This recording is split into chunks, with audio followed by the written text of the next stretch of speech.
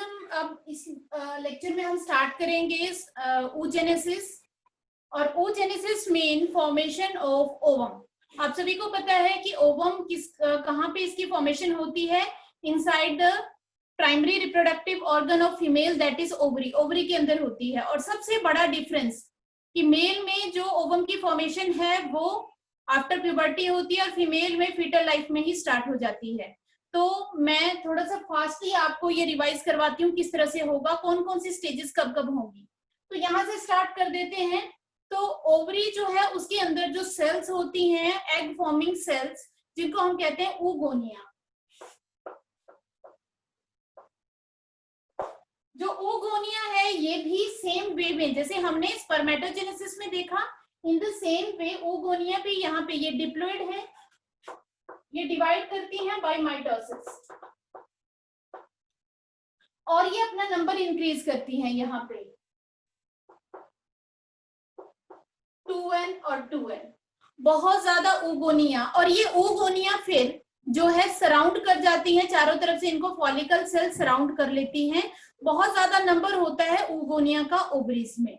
उसके बाद जो कुछ oogonia है वो आगे जाके ट्रांसफॉर्म हो जाती है। किसमें ट्रांसफॉर्म हो जाती है? थोड़ा सा साइज इसका बड़ा है इसमें, तो इसको हम कहते हैं प्राइमरी oocyte। अब स्टेज बता देती हूँ। जो oogonia है फीटल स्टेज में सिर्फ oogonia ही होती है। जब बेबी का बर्थ होता है oogonia से बहुत सारे ऐसे हैं जो प्राइमरी oocyte में कन्वर्ट हो जाते हैं। तो ये प्राइमरी oocyte, जब भी फीमेल जो बेबी है उसका बर्थ होता है तो उस टाइम पे उसकी जो ओवरीज होती हैं उसमें बहुत सारे जो है प्राइमरी oocyte प्रेजेंट होते हैं। बट वहां पे हम oocyte वर्ड कम यूज करते हैं, फॉलिकल करते हैं, क्योंकि oocyte के चारों तरफ फॉलिकल सेल्स होती हैं। जैसे मैं ये कहूं, इसको चारों तरफ से कुछ फॉलिकल सेल ने सराउंड कर लिया ऐसे, तो इसको हम प्राइमरी फॉलिकल कह देते हैं। एक लेयर है और अंदर जो है प्राइमरी oocyte है, तो इसको क्या कहा जाएगा? Primary follicle. अगर बहुत ज्यादा आ गई इसके चारों तरफ तो सेकेंडरी फॉलिकल हो जाएगा वो। ठीक है, oocyte में और फॉलिकल में कंफ्यूज नहीं होना है। जो फॉलिकल है वो एक कंबाइंड स्ट्रक्चर है जिसके अंदर ओवम की एक स्टेज होती है और बाहर फॉलिकल सेल्स होती हैं। तो ये जो oocyte है बर्थ के टाइम पे जो बहुत सारे जो oocytes हैं वो ओवरी के अंदर जो है प्रेजेंट होते हैं। अब ये oocyte जैसे ही आफ्टर बर्थ ये oocyte मियोसिस 1 स्टार्ट करता है, लेकिन मियोसिस 1 हैंग हो जाती है। किसमें हैंग हो जाएगी? प्रोफेस में।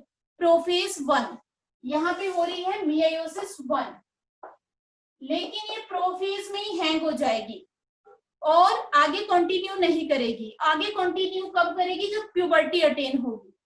आफ्टर सेक्सुअल मैच्योरेशन जो है ये आगे प्रोसीड होगी। जब ये प्यूबर्टी आ गई, मान लो ये आ गई अडल्ट लाइफ,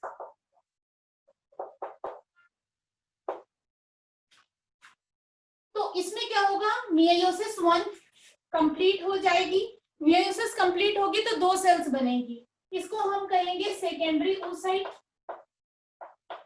और ये छोटी सी सेल बनी, इसको हम कहेंगे पोलर बॉडी। आपको बता चुकी हूँ what is the importance of polar body formation, आपको क्लियर कर दिया था, ताकि अनइक्वल डिवीजन ऑफ साइटोप्लाज्म हो, मैक्सिमम साइटोप्लाज्म सेकेंडरी oocyte के पास रहे, क्योंकि यही आगे जाके जो है एग में कन्वर्ट होगी और एग ही आगे जाके जाइगोट में कन्वर्ट होगा। तो हमें जहां से जाइगोट बनेगा उस सेल में हमें साइटोप्लाज्म ज्यादा चाहिए, क्योंकि उसकी डिवीजन तभी हो पाएगी अगर उसके पास साइटोप्लाज्म मैक्सिमम अमाउंट में होगा। दूसरा एक फायदा तो ये मिला, दूसरा फायदा भी बहुत इंपॉर्टेंट है। जब तक मियोसिस 1 कंप्लीट नहीं होती, 2 सेल नहीं बनती, क्रोमोसोम नंबर हाफ नहीं होगा। तो दूसरा है कि यहाँ पे क्रोमोसोम नंबर भी हाफ हो गया। तो ये इंपॉर्टेंस है पोलर बॉडी फॉर्मेशन की। कुछ टाइम बाद ये पोलर बॉडी जो है खत्म हो जाएगी। तो यहाँ पे अब मियोसिस 1 कंप्लीट हो गई और सेकेंडरी oocyte बन गया।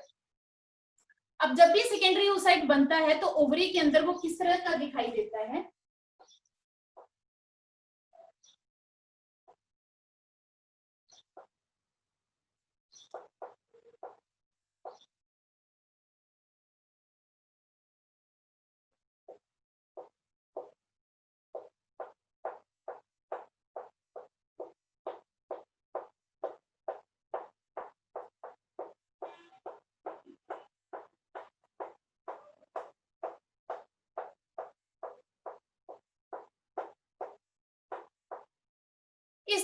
स्ट्रक्चर है और ये कौन सा फॉलिकल बन गया, टर्शरी फॉलिकल।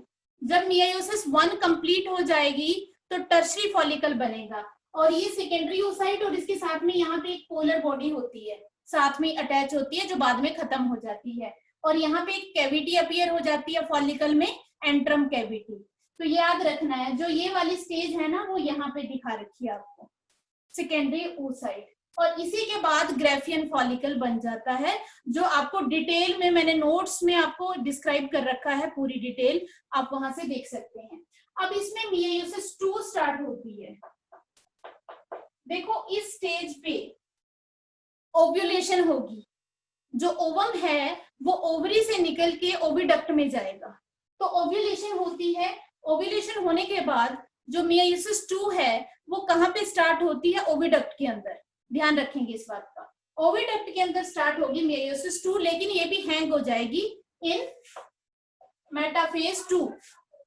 मेटाफेज 2 में ये हैंग हो जाएगी, लेकिन अब ये आगे कंटिन्यू करेगी या नहीं करेगी ये डिपेंड करता है फर्टिलाइजेशन पे। अगर यहाँ पे स्पर्म पहुंच के सेकेंडरी oocyte को फर्टिलाइज कर देता है तब तो मियोसिस 2 कंप्लीट हो जाएगी, नहीं तो ओवम सेकेंडरी oocyte स्टेज में ही खत्म हो जाएगा।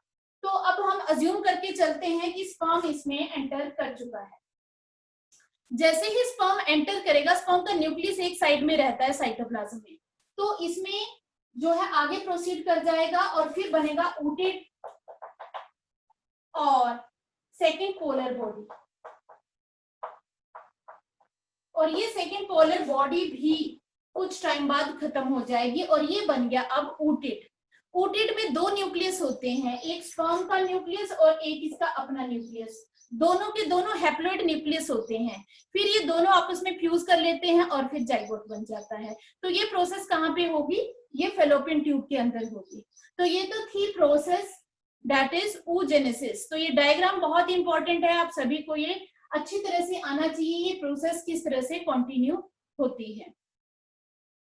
ठीक है मैम, यहाँ पे रिकॉर्डिंग बंद कर दें।